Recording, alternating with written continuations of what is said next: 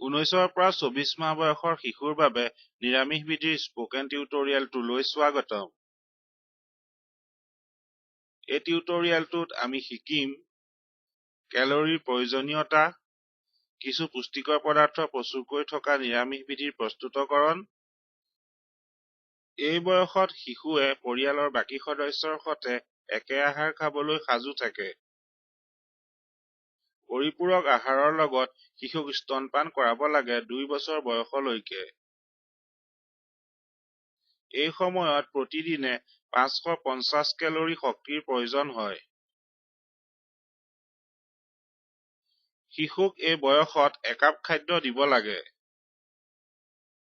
একাপ হৈছে প্ৰায় 250 মিলিলিটাৰ বা 16 চামুচ খাদ্য। ইয়াক দিব লাগে এদিনত 5 বাৰকৈ। আহক আমাৰ বিধিসমূহ আৰম্ভ কৰোঁ। প্ৰথম বিধিটো হৈছে ষ্টাফ কৰা খাণ্ডভি। এই বিধিটো বনাবলৈ আপোনাক লাগিব 1 চামুচ ভজা বেচন, 50 গ্ৰাম দৈ, 1 চামুচ ভাঙি লোৱা পনীৰ, 1 চামুচ ভাপত দিয়া ফুলকবি, 2 চামুচ চীনাবাদাম পাউডাৰ।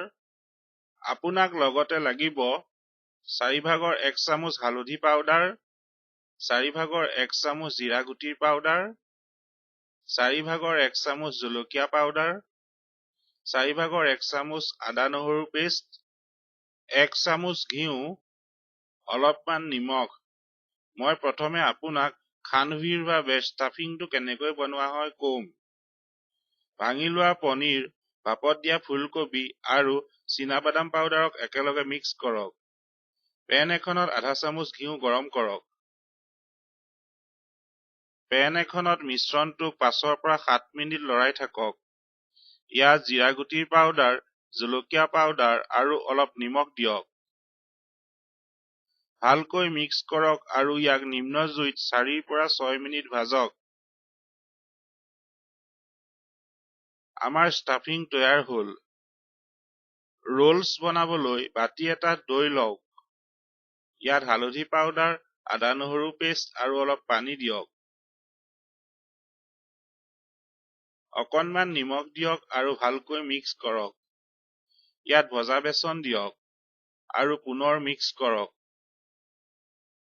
মন কৰিব যাতে গোটা বান্ধি নাথাকে।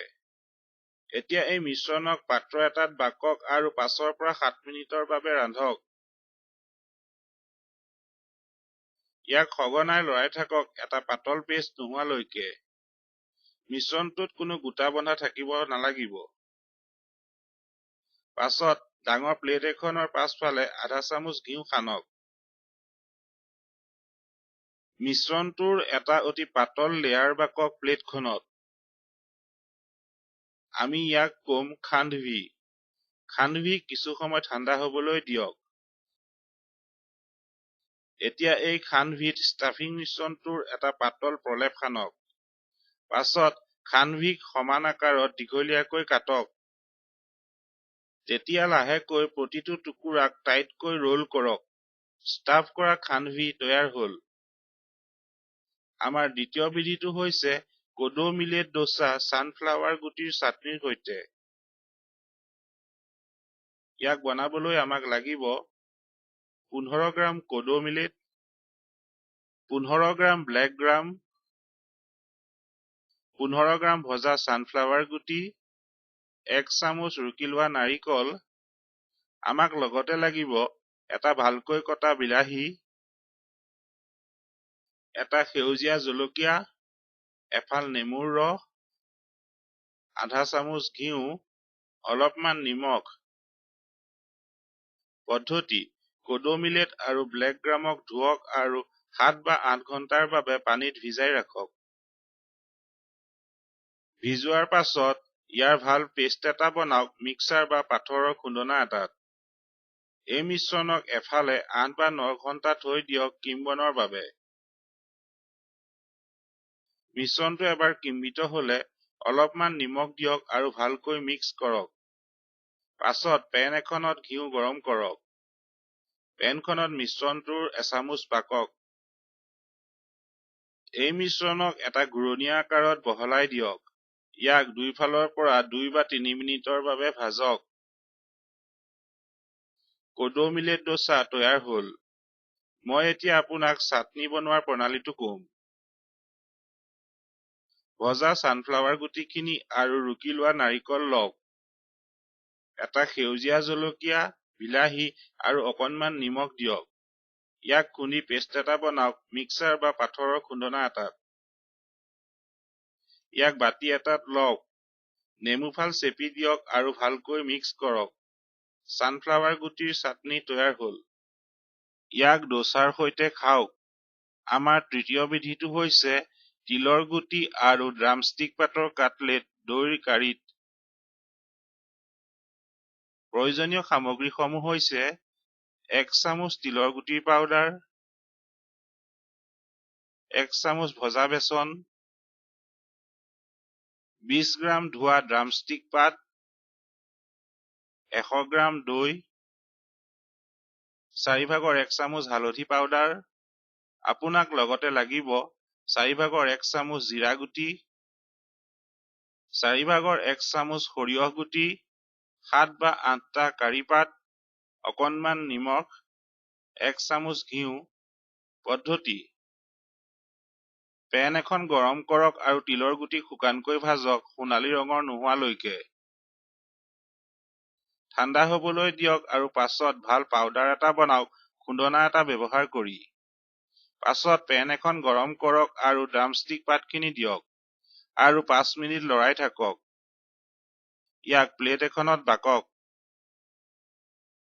লৰোৱা পাতখিনিত তিলৰ গুটিৰ পাউডাৰ দিয়ক। ভজা বেচন দিয়ক।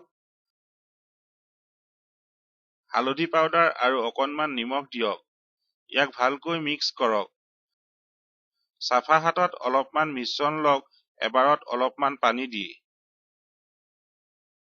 তেতিয়া মিশ্ৰণটোক দুটা বলছলৈ ভগাওক আৰু চেপেটা কৰি কাটলেটছ কৰক। পাছত পেন এখনত আধা চামুচ ঘিউ গৰম কৰক। এতিয়া পেনখনত কাটলেটছ ভাজক দুয়োফালে নিসিজালৈকে। সিহঁতক এফালে ৰাখক পাছলৈ। আমি এতিয়া কাৰীখিনি বনাম। ষ্টীলৰ পাত্ৰ এটাত আধা চামুচ ঘিউ গৰম কৰক। ইয়াত জিৰা গুটি, সৰিয়হ গুটি আৰু কাৰি পাতখিনি দিয়ক। গুটিখিনি ফুটিবলৈ ধৰিলে ঘুটি লোৱা দৈ আৰু হালধি পাউডাৰ দিয়ক। ইয়াক 5 মিনিট ৰান্ধক। গ্ৰেভিখিনি এবাৰ সিজিলে তাত তিলৰ গুটিৰ কাটলেটছ দিয়ক। ইয়াক নিম্ন জুইত 3 পৰা 5 মিনিট ৰান্ধক। তিলৰ গুটি আৰু ড্ৰামষ্টিক পাতৰ কাটলেট দৈ কাৰীত তৈয়াৰ হ'ল। পাছৰ বিধিটো হৈছে ফক্সটেল মিলেট পোলাও। আহক প্ৰয়োজনীয় সামগ্ৰীখিনি চাওঁ। 1 চামুচ ভিজোৱা ফক্সটেল মিলেট, 1 চামুচ গজালি ওলোৱা ক'লা চকুৰ বিনছ,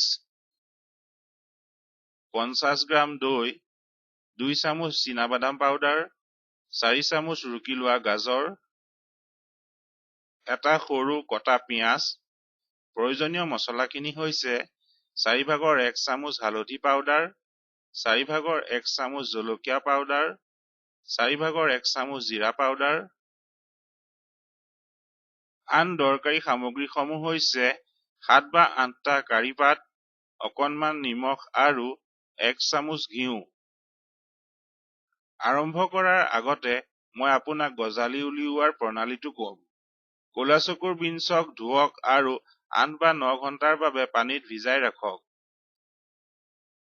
পাছত ইয়াক ছাকনি এখনত থওক আৰু পানী দি ভালকৈ ঘঁহক।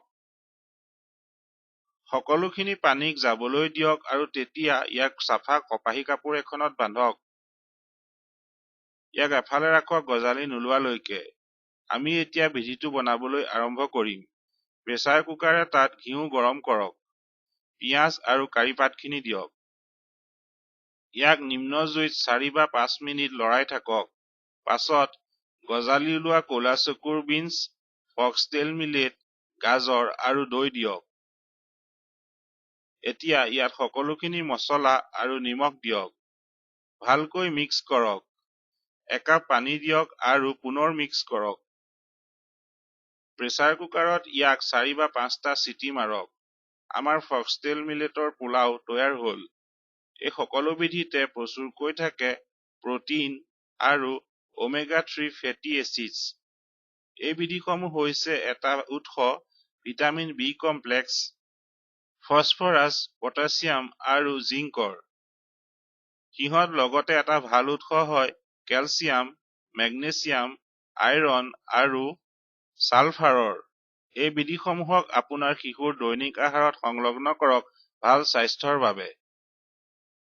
ইয়াৰ সৈতে আমি এই টিউটৰিয়েলৰ শেষ পালোহি। সংযোগ কৰাৰ বাবে ধন্যবাদ।